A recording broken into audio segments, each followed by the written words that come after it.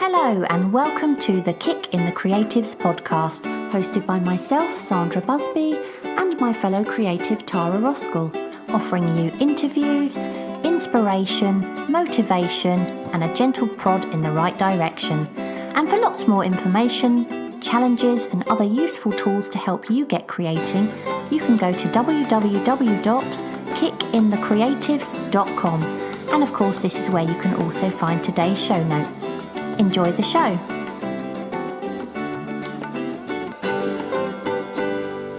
Welcome to today's episode, and today we're going to talk about creating cartoon characters. But before we get on to that, we want to say a big thank you to our latest Ko-fi supporters, and they are Padraig, someone who is anonymous, thank you, Marcia Furman and Susan Greco.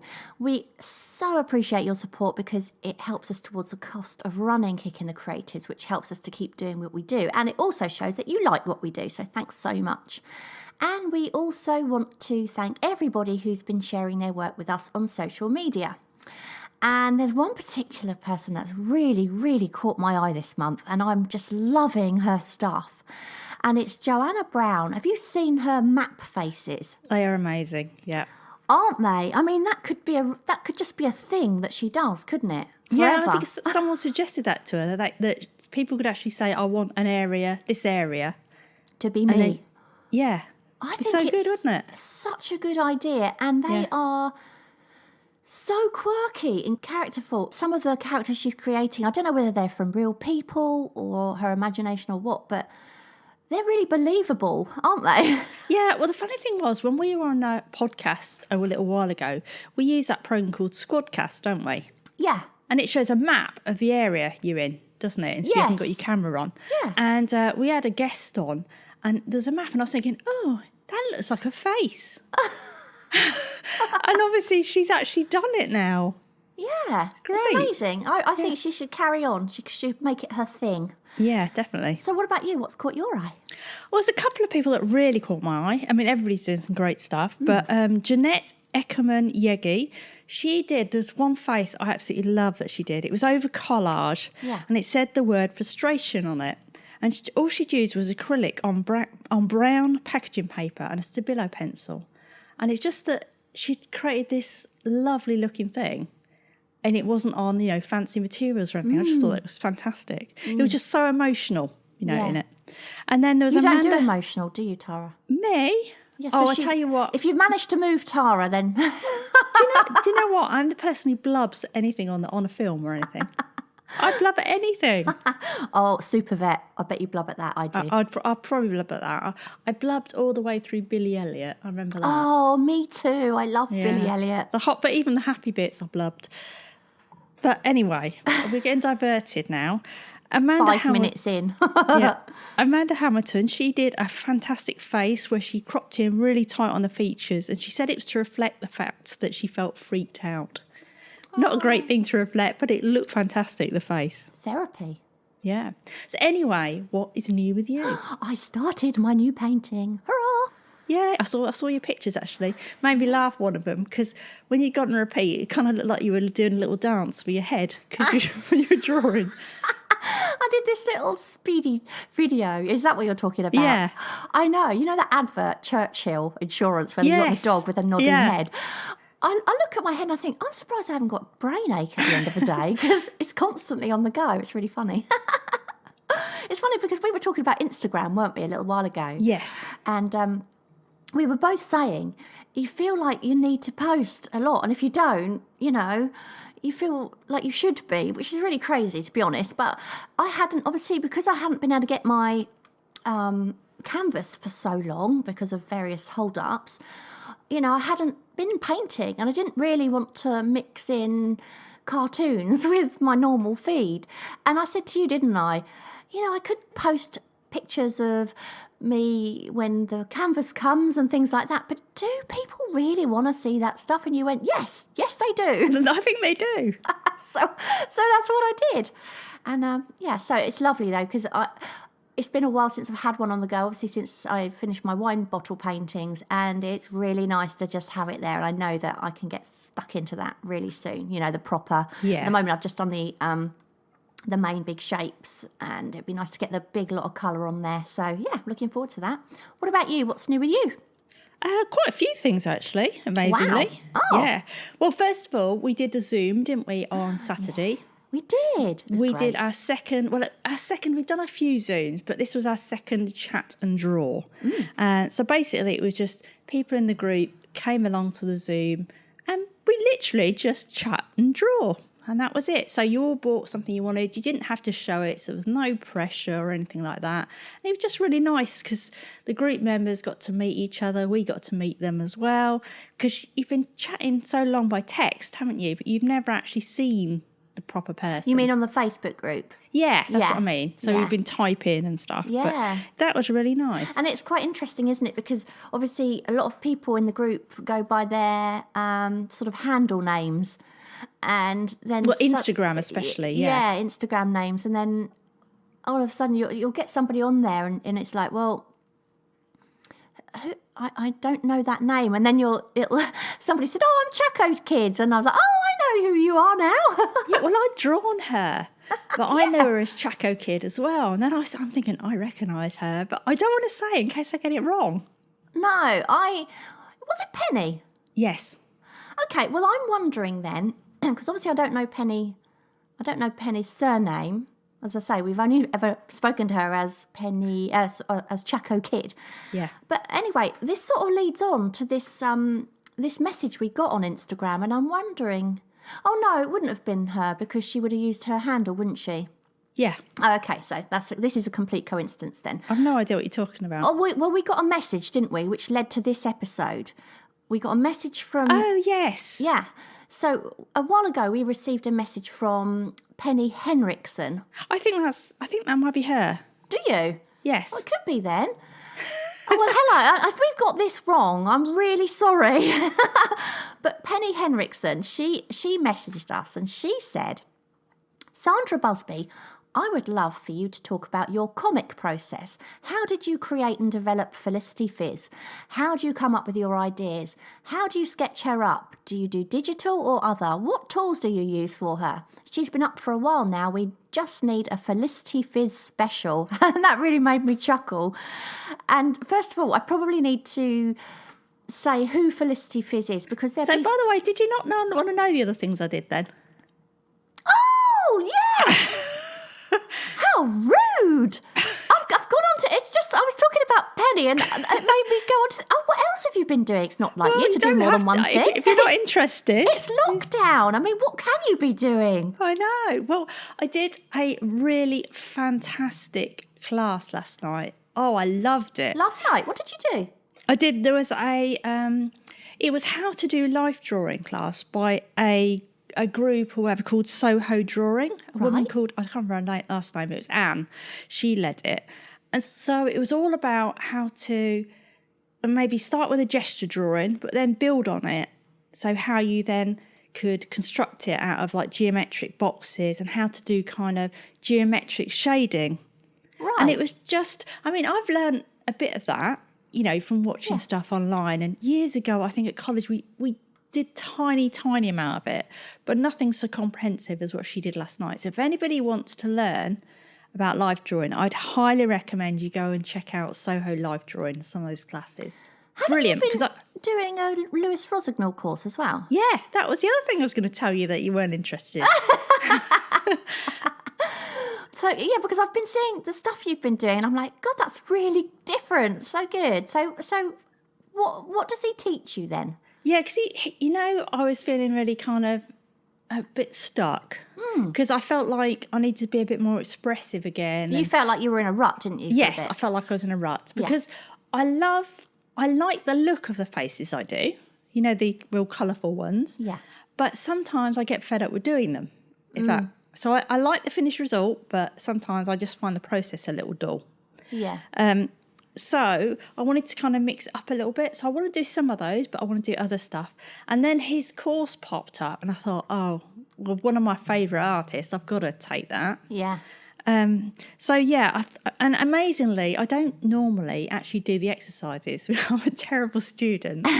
So I'll normally just watch something and then just take things in and think, oh, I might try that, using that in some way. if you know what I mean. Yeah, yeah. So I actually decided I was going to do the exercises. And it has got my brain buzzing because he works very much over spreads, which I don't generally do. So you're talking about over the fold of the paper? Yes. Right, the book. So it's very much like a balancing act on, if you draw something, what can I put on the other side of the page? How can I make the page balance? So that's a real kind of get your brain buzzing type of thing. Well, what I've noticed as well is your text that you're doing is kind of smudged and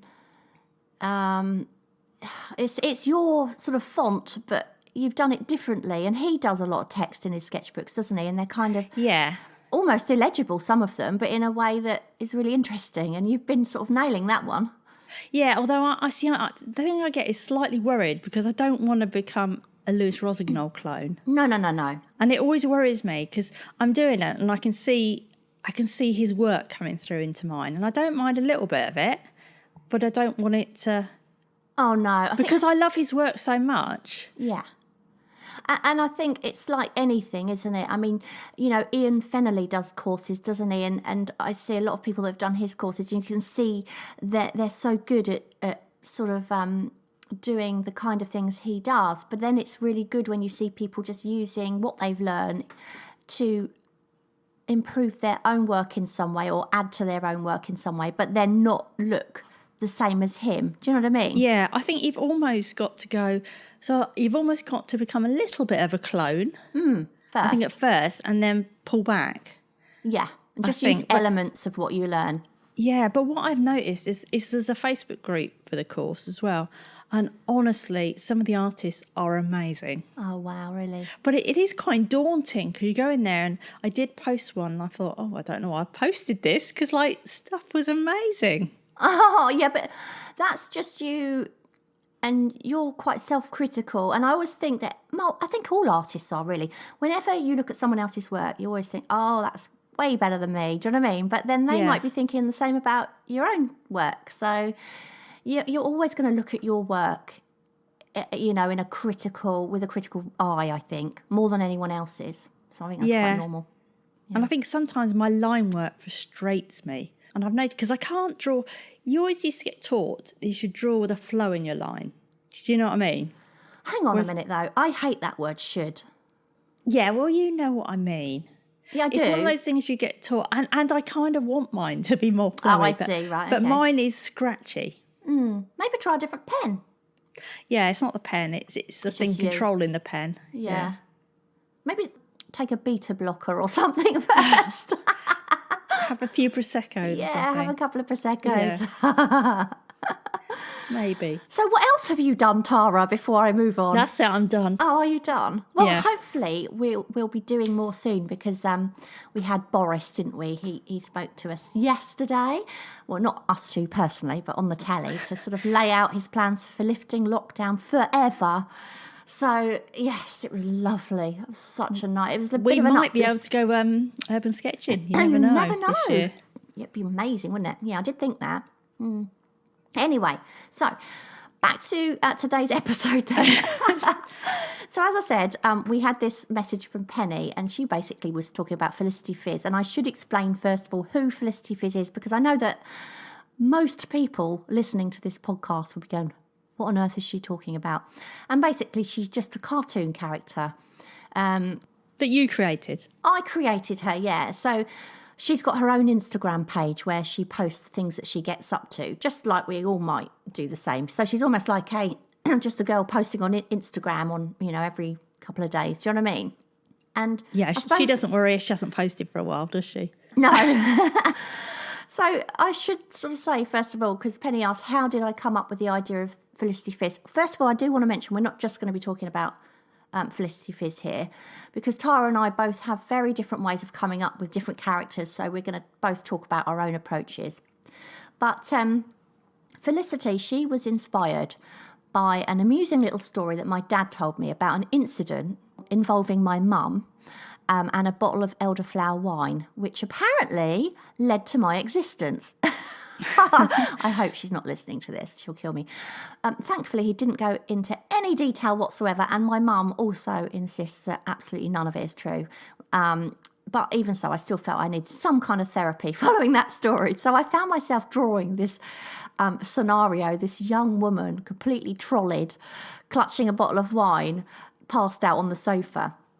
And that was what sparked the initial idea. I just enjoyed doing it so much. It was so far from the kind of art I normally do, which is that, realism oil painting.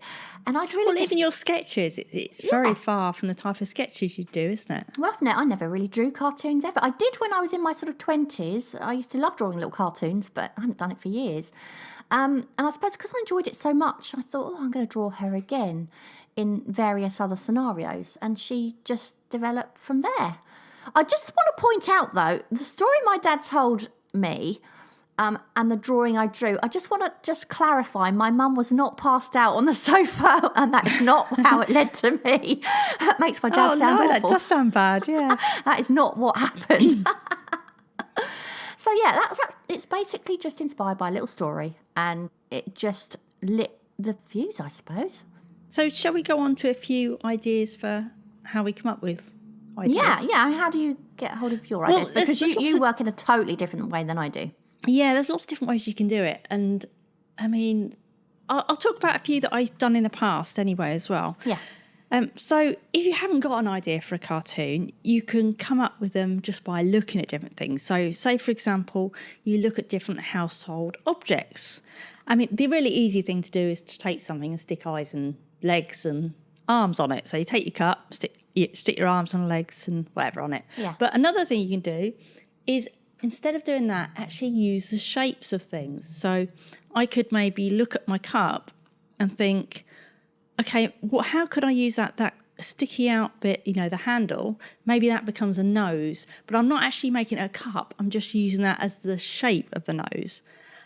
You can also do things like cut up bits of magazines. So if you go through a load of magazines and then put bits together, so you might cut out a pair of trousers from somebody and a teapot and something else, and you think, maybe the teapot could be the head, and then it could have trousers on, and and stick arms out of it. It can be completely wacky, and I actually think if you get one that's got some gadgets in it, they work brilliantly. Yeah. So that's a really fun way to do it, and you can either just draw them, or you can actually use the collage itself and paint onto it or draw onto it. You could also start with a theme. I guess this is a little bit what you've done with Felicity Fears, isn't it? Start with a theme. It's how it sort of ended up, yeah. But the way I've done it is I've got some characters based around the weather. So I think, okay, the weather is my theme. So I'm going to have a character called Raindrop, Sunshine, Storm, and Snowflake. So then I create characters based on how I think. Though it is a kid's character, by the way. And then I've also got one that's, say, based on mindfulness. So I was trying to meditate every day, and I've told this before. So I decided to set myself this challenge. I think for 30 days I was going to meditate. But also I was going to create cartoons based on meditating as well. So my theme was obviously mindfulness. So I created a character and then her pet. But she was like the person who did everything wrong with mindfulness. So she was like really stupid, basically, and did everything wrong. And then I've also done one with sticky notes. So you just take an object, and basically sticky notes just had an eyes, nose and mouth, but they did things, and it started off sort of in the office, but then gradually went away from the office. You create one-off characters quite a bit as well, don't you? Because obviously Felicity Fizz has just been an ongoing character that I started putting together in, I think, early 2020, before lockdown even happened. But you sort of, some of your characters have just been one-off characters, and some of them you've done a lot of, say, like your post-it notes and things like that. Yeah. So what makes you decide, I'm going to do more with this one? Or actually, I've done that and now I want to move on to something else? So I tend to, if I've got an idea for a theme, the theme will probably be something that I develop more. So when I came up with the idea of weather, I knew I wanted this set of characters, and then I drew them in different scenarios, and then I created a little book with them. And same with the mindfulness. It started off and it was a few strips, and then I made that into a book. Yeah. But if it's just something like, quite often I'll just take a pen, hold it really loosely, or a pencil right at the end, just sort of wave it round on the paper in a kind of face shape, but I don't dictate the face shape, as in if it goes off because my pen's so loose, it will make a nose, or I think it could be a hat or something like that. Right. And then I'll put eyes on it, so it becomes something. In general, I don't develop them. They'll just be, oh, that's quite cool, I like that, Yeah. or I don't like it. But I won't generally develop that, although I did develop a little bit of those. But in general, it's just, because there's not a big story, I think, behind those. Yeah. A story comes from it as I'm thinking about it, but it's not a big theme, I guess. You're creating a story around your drawing as opposed to creating the drawing around a story. That's I never really thought about that. Yes, Yeah. but it's definitely that way round. Yeah. I mean, there's so many random things that you can create. 'Cause like you were talking about the woman in our group who's making these faces from maps, but you could also just use paint blobs and look into it, you know, drag some paint round. What does it look like? What can you draw from that? And another way is just really simple shapes. And this is probably what I do a lot in my sketchbook as well, is just to draw really simple geometric shapes. Put those together. You've got a character, haven't you? A really simple, cute little character. Do you go in with pencil first then? Or do you go straight in with pen? Depends. If it's just in my sketchbook, quite often it will be just pen first. Because I'm not thinking I'm going to create this thing, if you know what I mean. Yeah. So then I might just go into it afterwards. But sometimes when I'm doing those loose ones, I'll start with a pencil if I think I'm going to develop it a little bit. Yeah. Yeah, I mean, how did you know what Fizz was going to look like? Yeah, because I think the first thing to do is to have a vision in your head, isn't it? Of what your characters, or like I suppose the way I work. Do you know what I mean? Not if you do it the way you intuitively. work Yeah. is different. Where in that you'll do something and it'll come out as whatever it's going to be, and then there's your character. Unless it's with a theme, and in which case I'll then work like you. Yeah, but whereas I have a vision in my head of the character, and then I want to get that onto paper. So it's the complete opposite, isn't it? Which is really interesting. I think subconsciously, if I'm absolutely honest, there is a tiny bit of me in Felicity Fizz. When I was young, and you know, I was really skinny, and I certainly had the knobbly knees that she's got. I must admit, I'd like to think my boobs are significantly perkier than hers.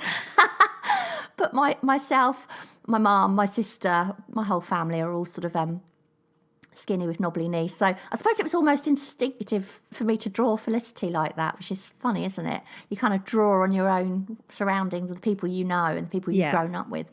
But if you were to look right back to the beginning, when I started drawing her, and then compare her to what she looks like now, she's definitely changed slightly, you know, facially she's changed, she's evolved. And I think that's just come with getting to know the character over time, which sounds bizarre, doesn't it? But I really do feel like I've got to know her. It's almost like she now tells me what she's going to do rather than the other way round. So how has her face evolved then, do you think? Well, when I first started, when I look back, I'm like, God, the mouth, I did the mouth really strangely. And that's just how I did it. I just wanted her to look a bit bizarre. And it's only subtle changes. I mean, there's one of her standing outside a toilet in a nightclub, but I suppose she's all dolled up. She's got loads of makeup on. Now, most of the time, she doesn't wear any makeup, and because she's been on lockdown, you know, she's just plodding around the house. No, but it's like me. It's like me. The important thing is you go to your wardrobe and you think, what doesn't need ironing? I literally feel like I've lived in tracksuit bombs for a year. It's terrible, isn't it? Or pajamas. Yeah. No, I think really it's bound to evolve when you do something for a long time. She's basically like she is a person, isn't she? She's not a character that I've created, you know, like, I don't know, you see some characters that are created from, they might just be a mass of hair with legs or something. Yeah. She's nothing like that. She's an actual young woman getting up to all sorts of scenarios. And yeah, I mean, she is much more like, if you took a picture of someone, your characters are much more like people than mine are, say, for example. Yeah.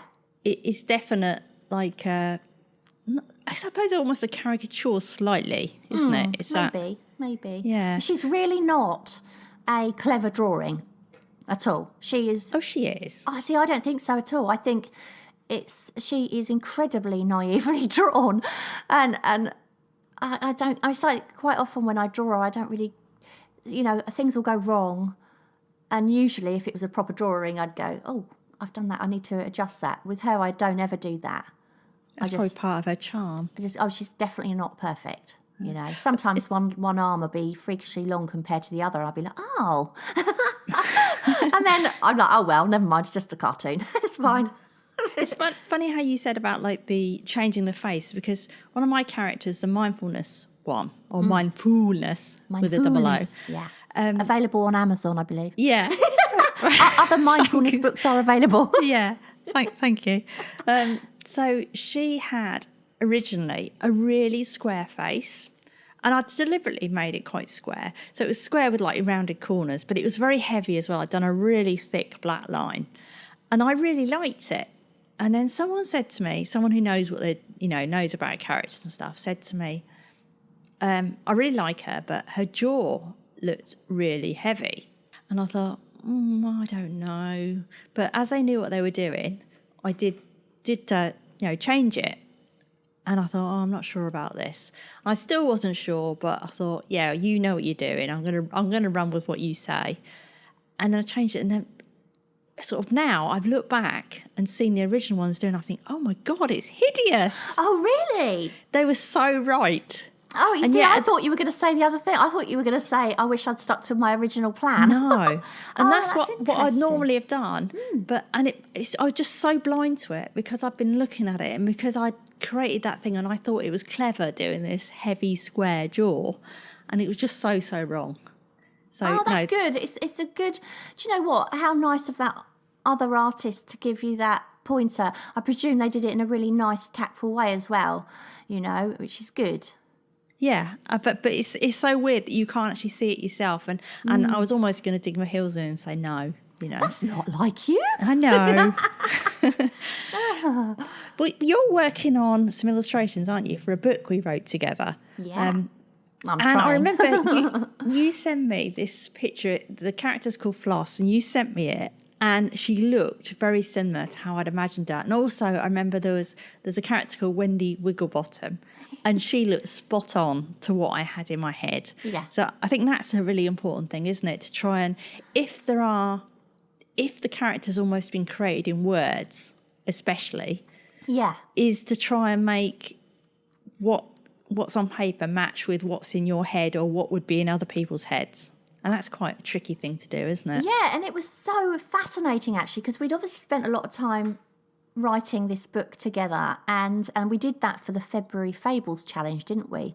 About 3 years ago, I think. Probably it might be 3 years ago. And you weren't interested in doing the illustrations, and illustrations not something I normally would do, but I had quite a strong vision in my head of what the main character was going to look like. But I found that really fascinating that when I sent it to you, you were like, oh my God, that's her. So it was interesting that we both had that same vision of the same character. I think the problem I have with illustration in that sense is that difficult thing that you've got to keep drawing the same character. And that's from my patience that, I like experimenting. Yeah. I remember that sometimes if you've got strong vision in your head by reading a book. Yeah. And then they turn it into a film. Oh, yeah, and it looks nothing like what you imagine. Yeah. Yeah. Because I remember Bridget Jones. I read Bridget Jones when it first came out, before it was ever a film. I read the book, and it was hilarious, and I loved it. And I built this very, very strong vision in my head of what Bridget Jones looked like. And when the film came out, I thought, that's not Bridget Jones. That's nothing like her. But funny enough, now I can't imagine her any differently than what she is in the film. Yeah. So odd. But if you were looking for a reference, so when you were doing Floss, I don't know if you did this, but you can use like royalty-free sites, obviously, to get ideas. But you can also get ideas of faces. So what might your character look like? And obviously you can just exaggerate faces or take several different faces and kind of amalgamate it into one, but cartoonify it a bit. You can also use those reference drawings for getting the shapes of bodies and also for how you position the body as well. Yeah.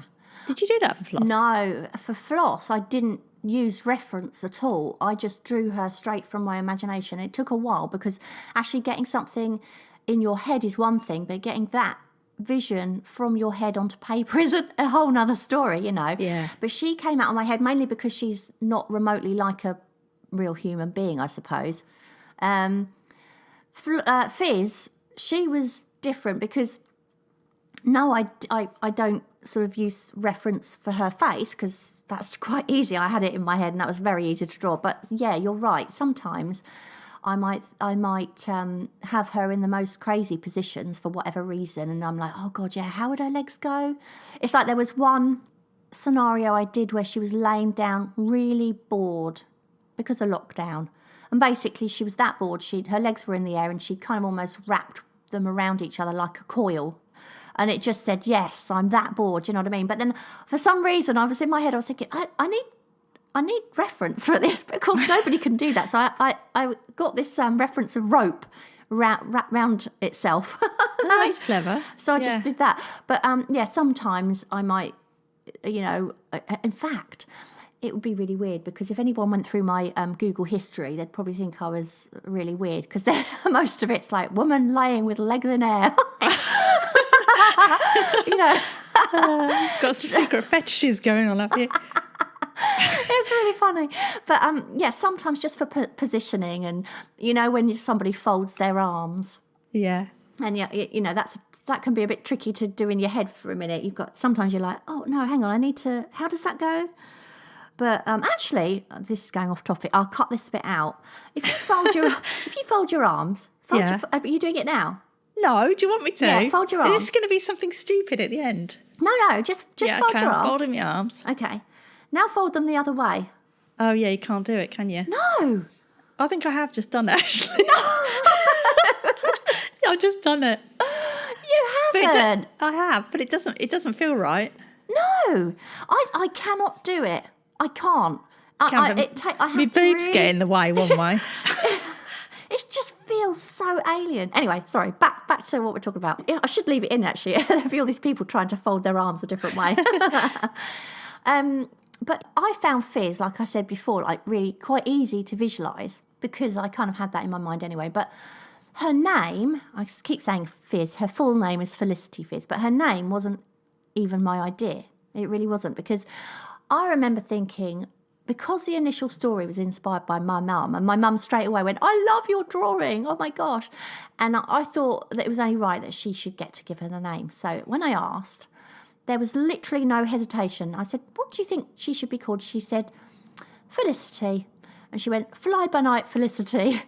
And I didn't use the fly by night bit, but she just said, yep, she definitely looks like Felicity, but I wanted her surname to relate some way to her character. And of course, her favourite thing in the world is drinking Prosecco. So I was thinking of names like Bubbles and things like that. And I think I threw a few ideas your way, didn't I? And then you helped me come up with Fizz. I think you might have even come up with Fizz. I'm not sure. I think I did. Yeah. So there was Felicity Fizz. She was born right there and then. So that was nice and easy. I didn't even have to think of that one. And it really suits her, doesn't it? Yeah.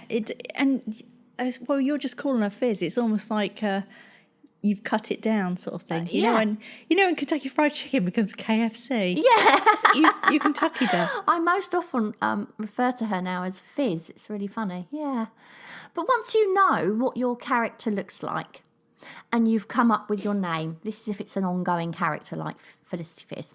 So the next thing you need to do is you need to give them a personality, and this is where you need to try and get into the mind of your character, which I find the really fun part. And I guess this is where you can kind of get ideas from either the people around you or your family. In my case, I literally just reached back to my 20-year-old irresponsible self. So, for example, Felicity likes a drink or two. Her tipple of choice is Prosecco, because as a young woman, I think that probably would have been my choice, even though as an adult, I really don't enjoy any kind of wine at all. I actually only drink beer. I only really enjoy a beer. Sometimes I'll have a little glass of Prosecco, but it's not often. I knew she would want a pet because she was going to have something to interact with when she was on lockdown. I I needed to decide what kind of... She didn't just get it for lockdown, though, did No. she? She had it anyway. She's not but, that irresponsible. Yeah, no. But I wanted her to have something to interact with other than people. So I kind of needed to think, okay, what kind of pet would Felicity Fizz choose? Not what kind of pet would I choose, because I'm a dog person. You know, I'm not a cat person. But I knew Fizz would definitely want a cat, because cats are independent and Fizz really isn't responsible enough to look after a dog, let's face it.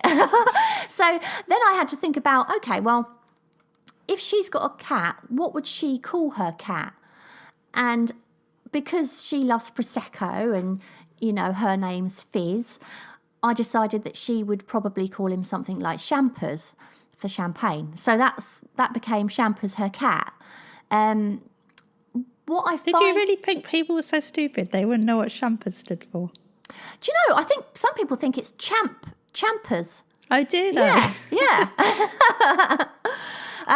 But yeah, Champers. And again, you know, that's everything about that character is very similar to me in some ways, or as I used to be as a young woman, but very different to me in others.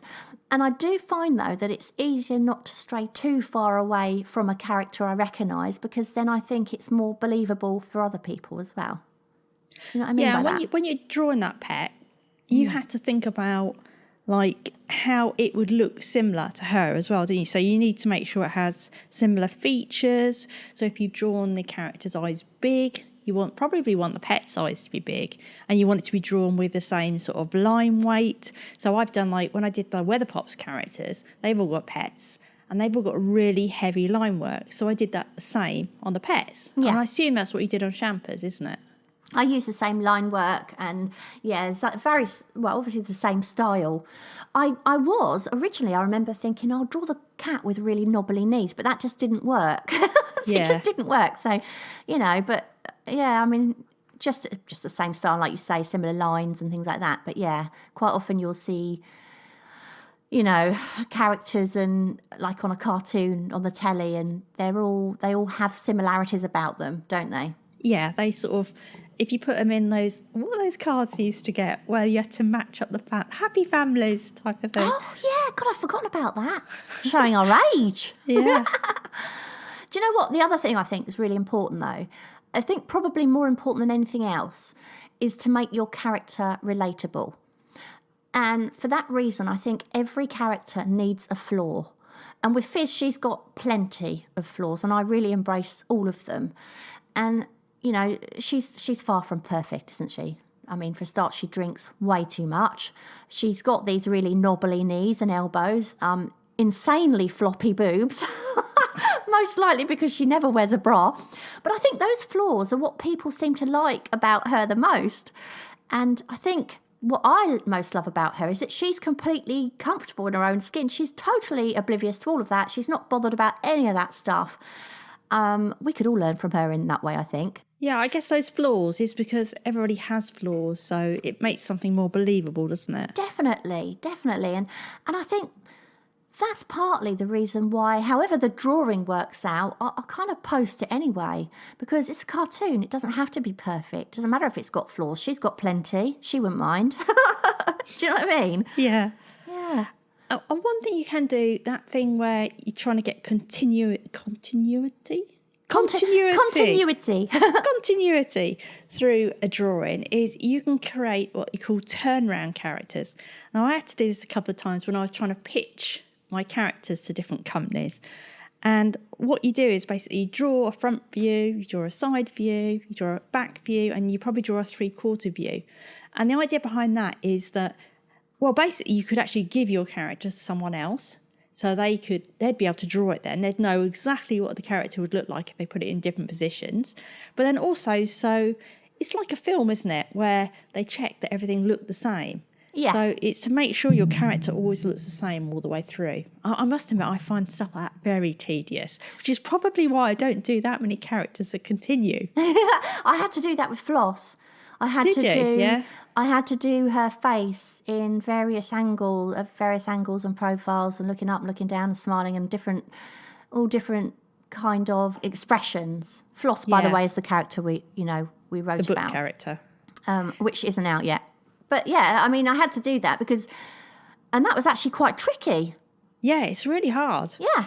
Especially it's like a kind of a back view and like the side view when you've just drawn something from the front. It's like, oh, well, how much does her nose actually stick out?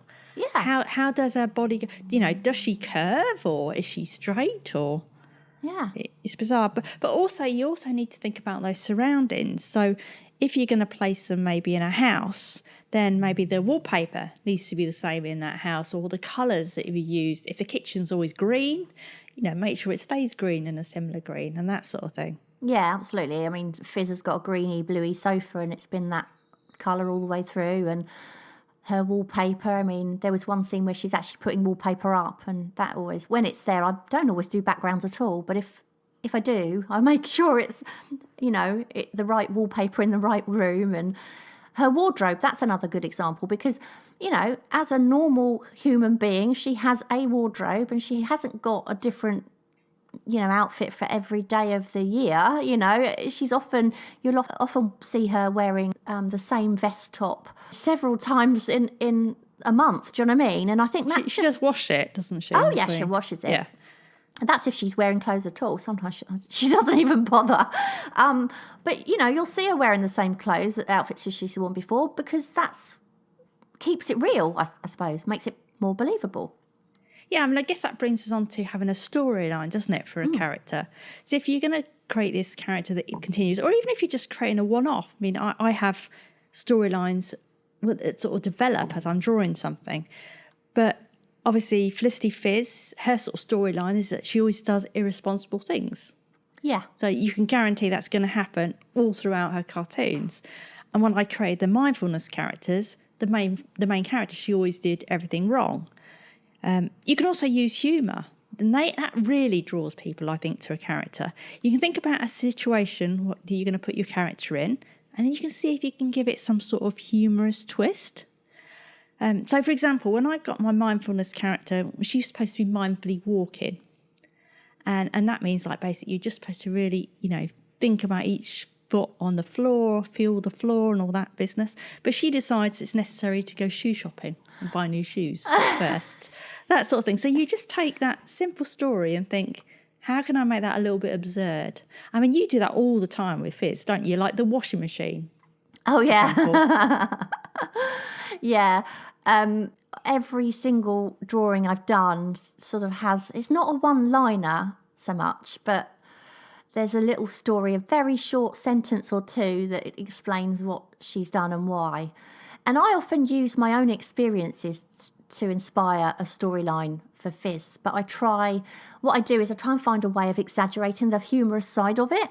So like you said about the dishwasher, so on Christmas Eve, my dishwasher broke down in real life, yeah. But the repairman, when I called him, he wouldn't come out. And of course, we're all on lockdown at the moment. So he said, no, I can't come out for that. It's not essential. Fair enough. But as luck would have it, a couple of weeks ago, my washing machine also broke down. And since he was allowed to come out for that, I said to him, oh, well, as you're already here, can you please look at both? So quite by coincidence, Felicity's dishwasher also broke down. And she was met with the same response by the fireman. By the fireman? Ooh, that's wishful thinking. Yeah, That is. well, I was going to say that could be another scenario. I'm just going to note that down. Yeah, so she got the same response from her repairman in that he said, no, I can't come out because it's not essential. So what she decided to do is she deliberately broke her washing machine by karate kicking it. And she deliberately basically broke it so that he had to come out, which he did. But then what she did is she handcuffed him to the kitchen units because she hadn't had anyone in her house for so long during lockdown. And you know what she's like. She's like a social butterfly, isn't she? And she's really desperate for human company. So she basically tied him up. Did I deliberately break my washing machine? No. Did I handcuff my repairman to my kitchen? No. Yes. I think Paul, I might have to answer to Paul if he came home and found a repairman, handcuffed to the kitchen units. But there was still an element of truth to the whole story. So it shows that being inspired by your own situations can really help come up with ideas. And the other thing, of course, is that as Felicity came out at the beginning of 2020, she's also been going through lockdown just as we have. She came out? No, not came out. There's a new storyline. No. She's definitely. Mind you, she's got her gay friend Jerome. He's been in it a few times. But I started with Felicity at the beginning of 2020, and I suppose it kind of made it maybe harder because suddenly the world went into lockdown. It's like, well, what on earth can this character be doing every day? And it's kind of worked quite well because she's been doing the most mundane things and making the best of the scenario that she can. And she always looks on the bright side. So, for example, the amount she saved on washing powder because she's either wearing very few clothes at all or sometimes none at all. And don't get me wrong, anyone who's not seen this Felicity Fizz, there's nothing seedy or shameful about this character at all, is there? It's all very innocent humour. And you never, if she's naked, there's always something in front of the main part. So it's all done in the humorous. The pervy pictures you look at online aren't what comes out on your paper. No. But it's funny because, she's actually, in the end, she kind of became like this therapy for me through lockdown because it's almost like a journal. I'm drawing from my own daily experiences sometimes, not all the time, but then I'm exaggerating them or adding things that haven't actually happened at all. And it leaves people wondering what's me and what isn't, which I find quite amusing. I quite often get people saying, did that happen? I don't know. Is this you? Did that happen to you or not? And I'm like, well, I don't know. You just have to make up your own mind. One thing I was going to just mention is, we were just chatting then and you said a fireman. You said that by mistake. Yeah.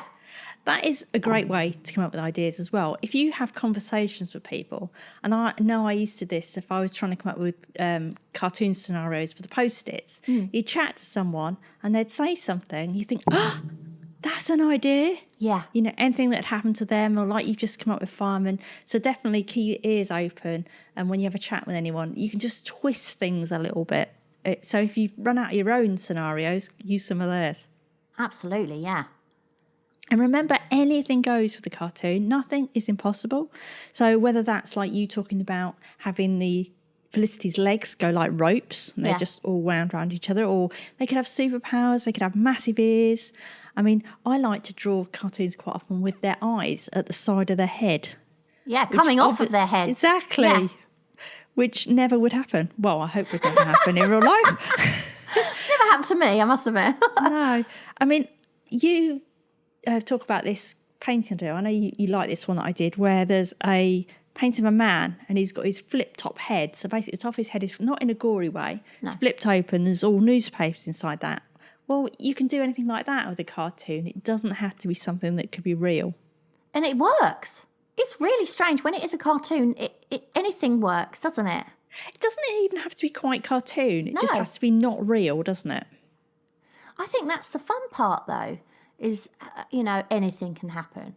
I remember drawing one where Fizz, like that one with Fizz, was so bored and, like you say, about the physically impossible positions. Yeah. But, I mean, when she went to Tesco to pick up some Prosecco, she walked out and she was wearing a whole forensic suit and a gas mask to protect herself from the COVID virus and all this sort of stuff, which if anybody did that, you'd look at them like they were a complete lunatic, wouldn't you? But she could do what she likes. It's funny. Do you know what I mean? Didn't she also go in a ball gown? Because that was... She wore a ball gown to Tesco once because it was the only time she'd been out. Yeah. Yeah. I do want to stress, anybody who actually is interested in looking at Felicity Fizz, please don't imagine you're going to get to my Instagram and you're going to see this amazing cartoon character. You're really not. You're not at all. Don't put her down. No, I'm not putting her down, but don't think it's anything fantastic. It's just fun, but it's just a good example of what we're talking about today, really. Well, that's what most cartoons are, though, aren't they? Most cartoons, they're not brilliantly drawn. If you look at a lot of the cartoons on the TV, some of them are terrible. Yeah, actually, you're right. They're shockingly drawn, but it doesn't matter because it's that they've got character and they're moving half the time, so you're not really looking at what the drawing is like. Do you it's think the thing as a whole. do you think it's because if something's drawn in a real naive way, it appeals to children more, and that's obviously the audience that those kind of cartoons are meant for? No, I just think sometimes they just do it simple to make it Yeah. easier to repeat. I mean, Yeah. it's not quite such an issue now, I guess. Now they make them digitally. Yeah. But yeah, I suppose simple is probably easier to manipulate, especially with kids' ones. If you've got something and it's just the mouth, there's no different mouth parts. It's not like they do proper, mouth shapes for the words. The mouth just goes open and shut. It's got to be much easier to animate, hasn't it? Yeah, definitely. Yeah. But if you do scribble out a character, especially if you're doing them in your sketchbook, say, for example, and you try out lots of ideas and you get something that's you kind of like it, but maybe you don't like the way the body's positioned, or the head looks a bit odd, or you don't like the eyes, a good thing to do is just maybe photocopy that if it's in your sketchbook, and then put it on a light box, and then you can keep on tracing over it until you adjust things to how you want them. That's a really easy way to change it. Or you could just hold a bit of paper up to a window so you can see through it and do it that way.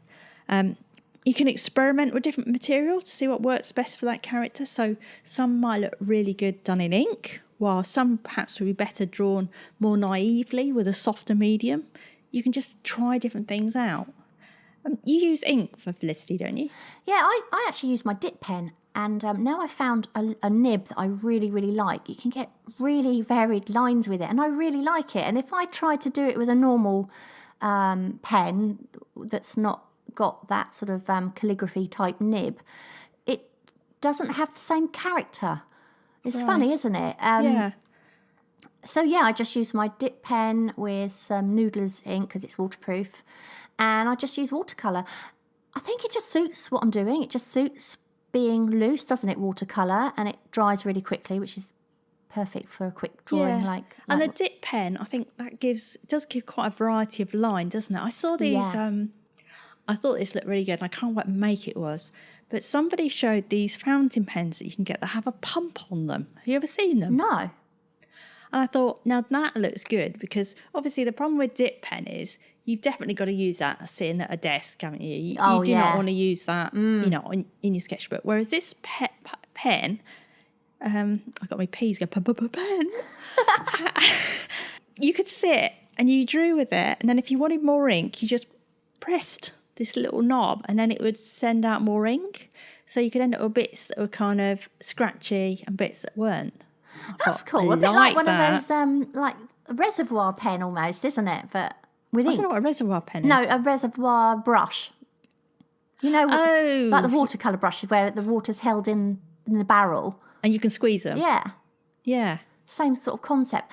See, the reason I wouldn't take a dip pen outside to draw is because the ink, because it's thicker as it comes out, so it slightly almost puddles in areas where you've got the thicker lines.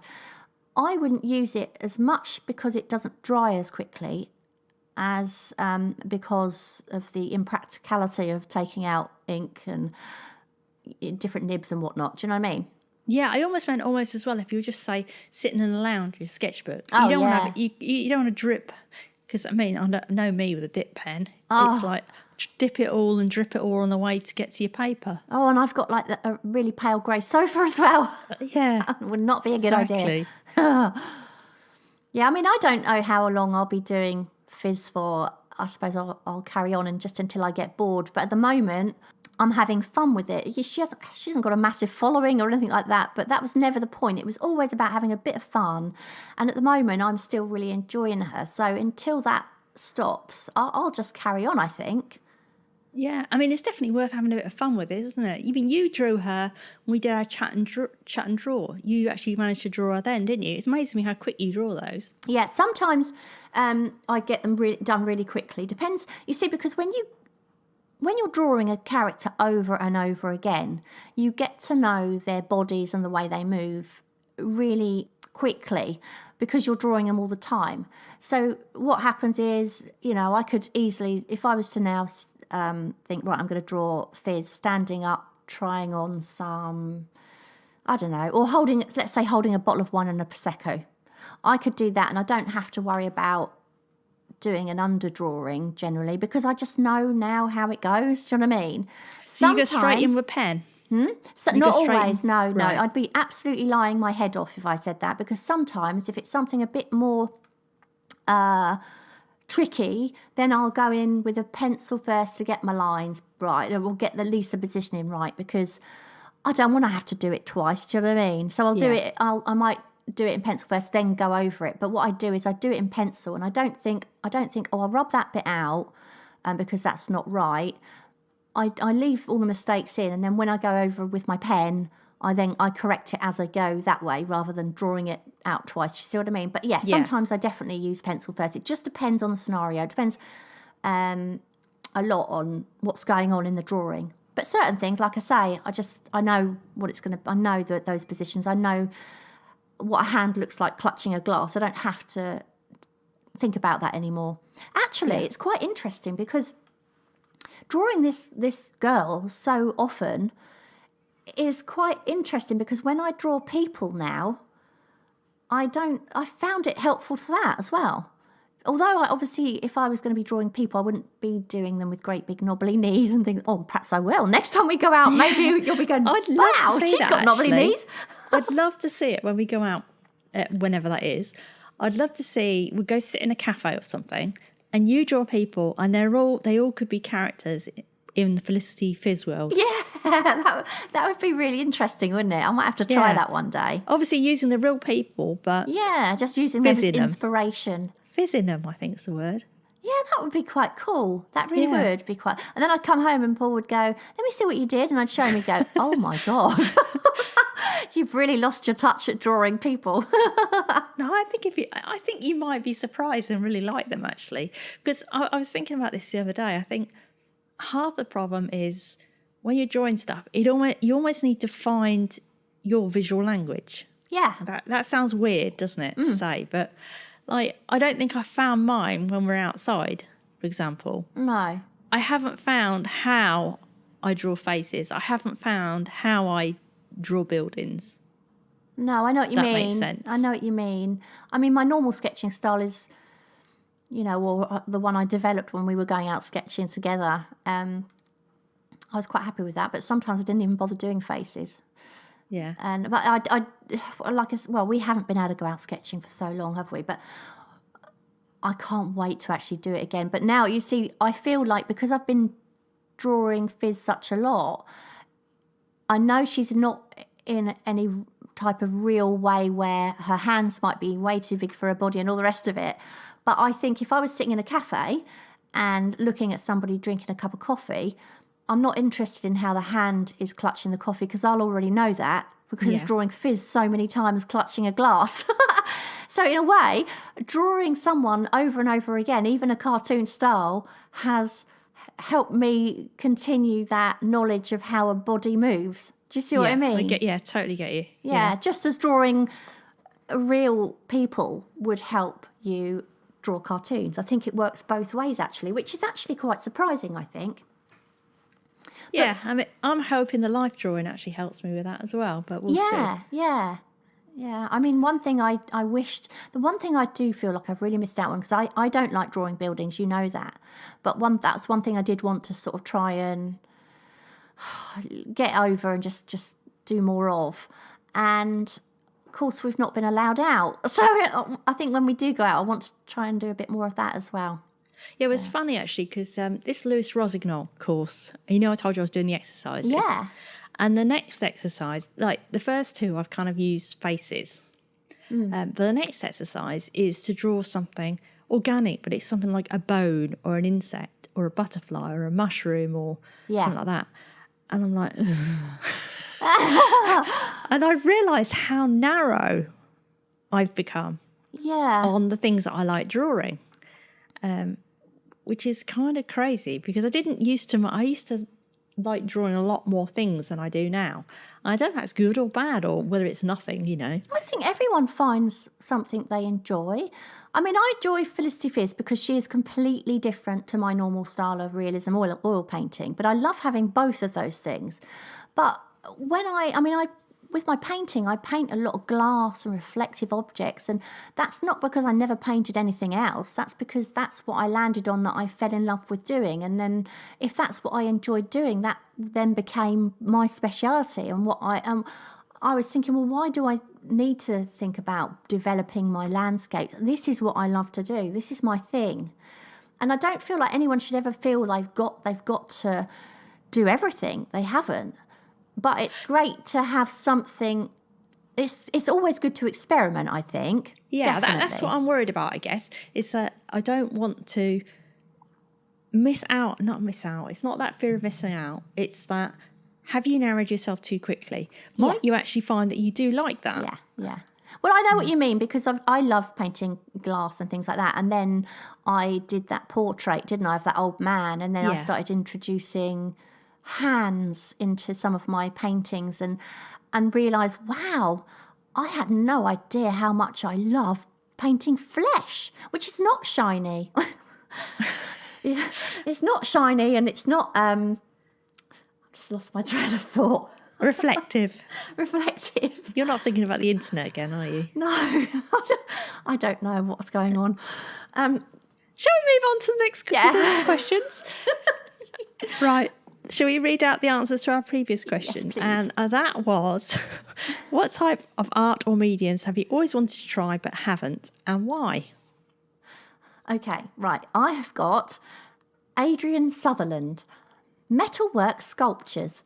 I don't know what this is. She says, I learned to MIG. Is that MIG or is that... weld. Oh, MIG I don't weld. know. Oh, it's not MIG weld. It is MIG weld. I don't know. Anyway, I'm sorry, I don't really know what this is, but I'm going to say I learned to MIG weld when I co-owned a metalworks and mosaics business.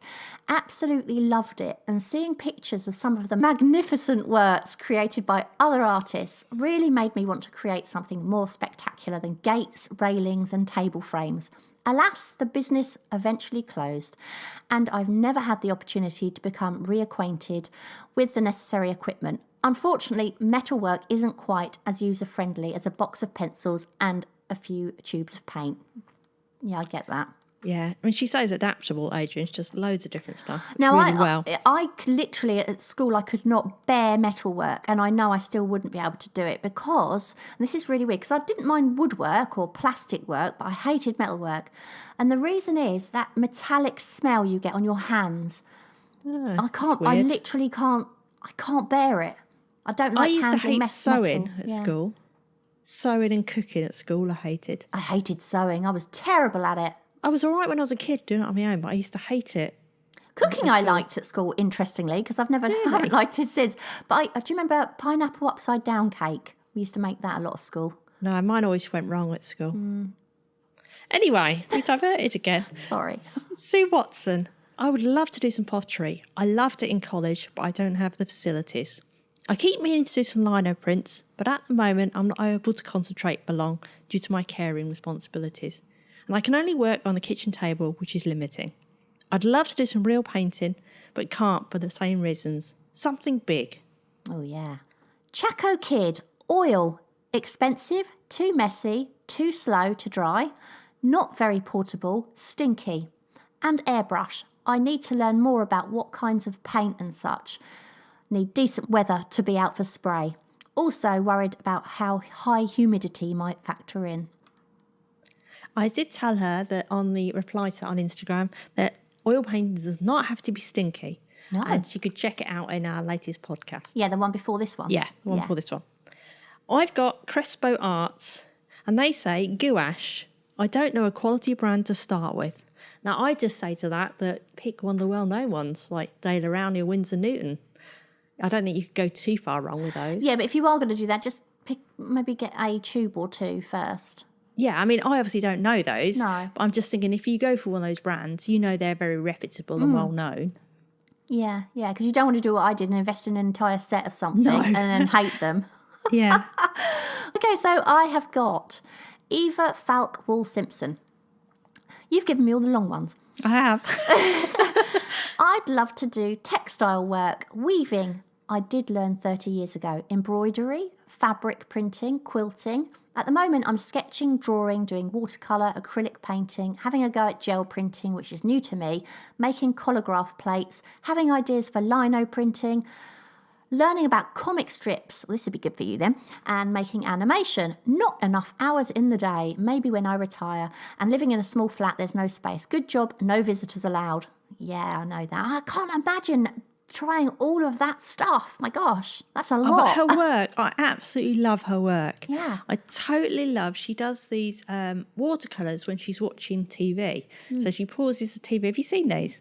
Is it the ones? Yes, I think I have. They're quite cartoony, aren't they? No, there's two lots she does. So she does the ones which are like these ink, where she puts ink all around and then picks something out of the ink. Yeah. And then she also does these ones where she just pauses the TV and just draws, quite often continuous line style, what's on the TV still, and then watercolours it. But they look brilliant. Is that the one where she says, "What's the story"? No, that's the one with the ink splod. Oh, I've seen those because I love those. Yeah, they're really both good. Great. They're both really good. Yeah.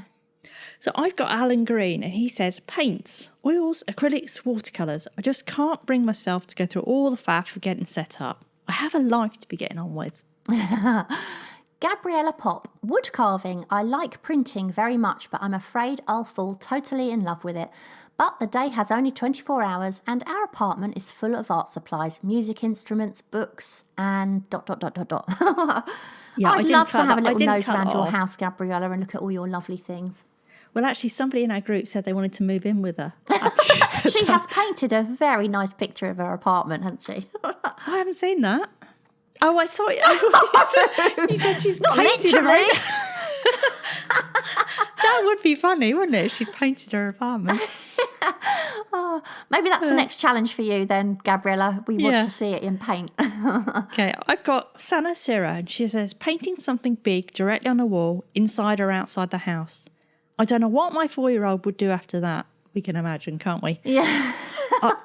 I'd also like to make something in the garden with materials from nature.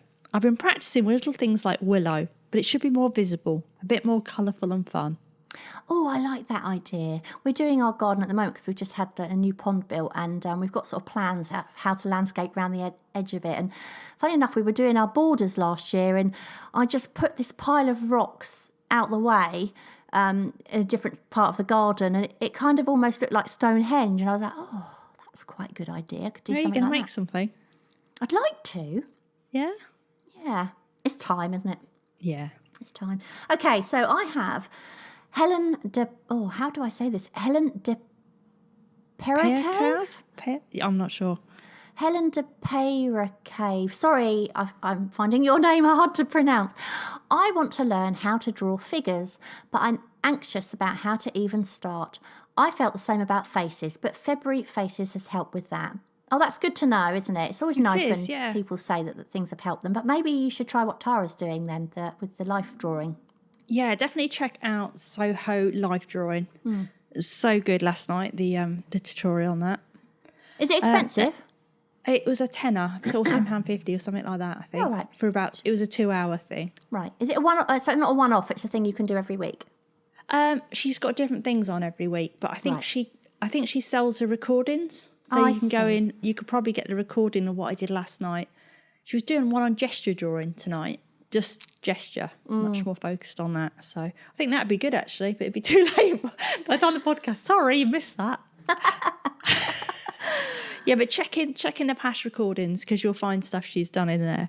So I've got Maggie Hart and she says, I want to do more cross-hatching in portraits. Cross-hatching.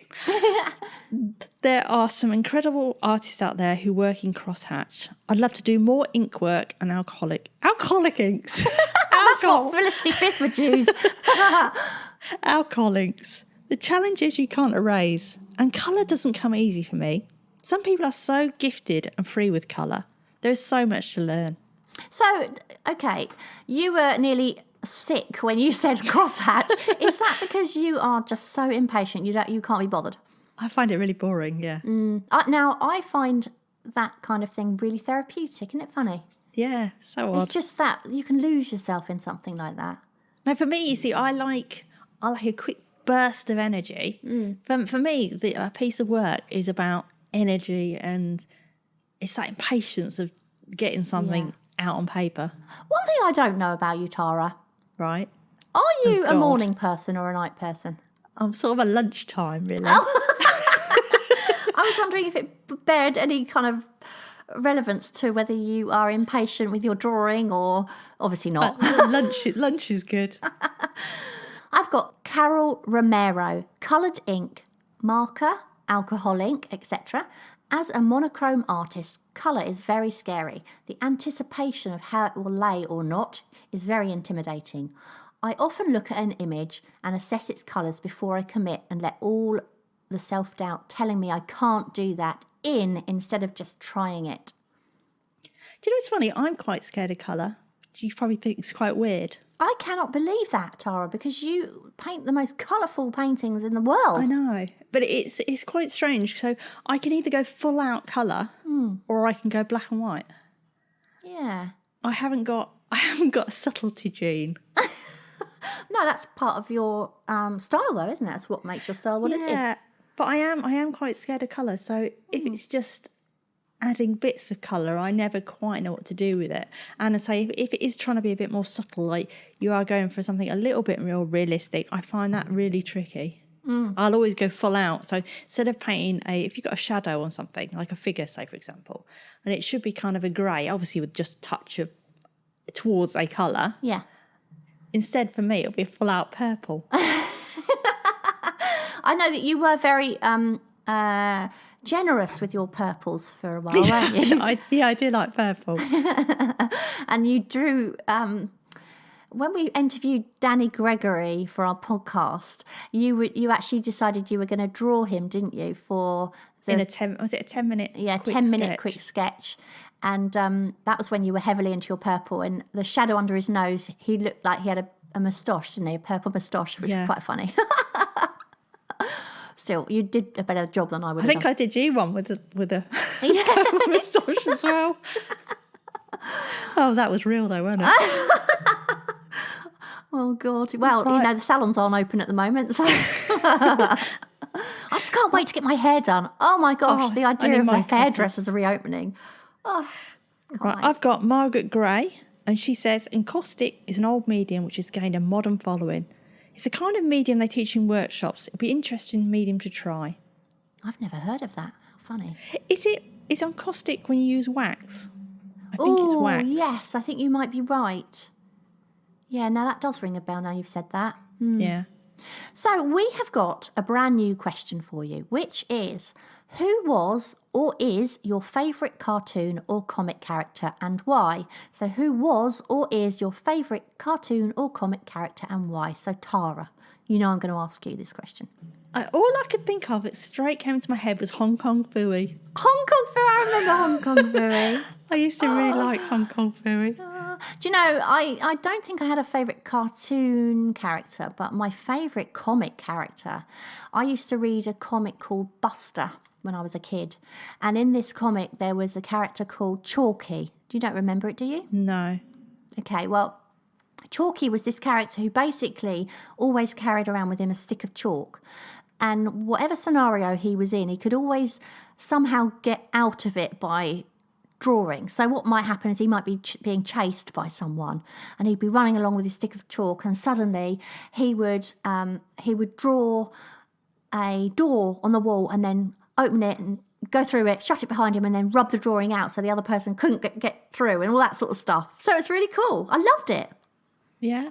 I remember, I probably told you before, I had an old car when I was at college, a really old Banger Mini, and I painted Garfield on that. Oh, how cool. So it's to try and cover up some of the rust. So, because it was like a horrible orange colour. So, yeah, I painted it, the side and stuff. I must look really odd. So the one of them was like pointing up at me as a driver. Oh, how funny. I know.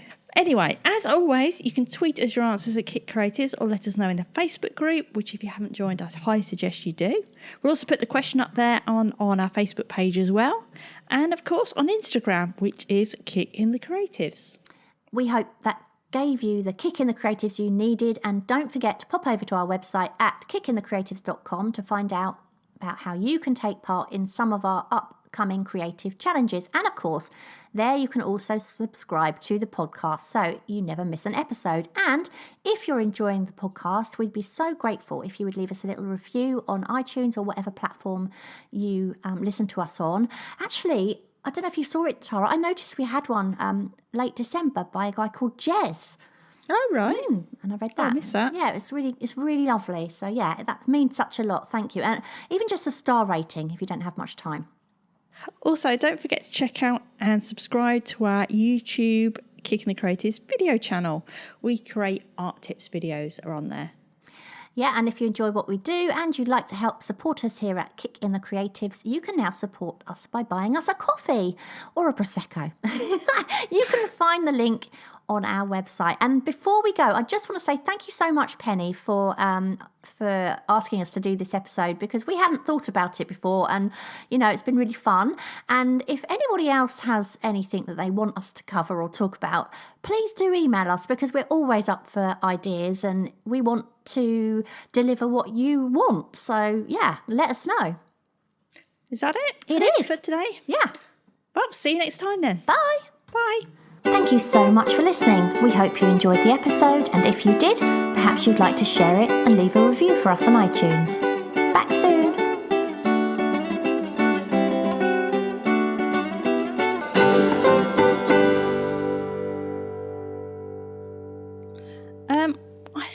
I think it depends how I create them. So if I've got a theme. Oh, can you hear that? Yeah.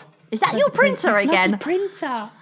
What? Why does your printer suddenly start printing at 9:15 on a Wednesday morning? Besides, it's turning itself off, and yet it's been on all night, like on standby. Oh, it's so funny. Sorry about that. That's all right. I'm used to it. The printer's almost become like an extra guest.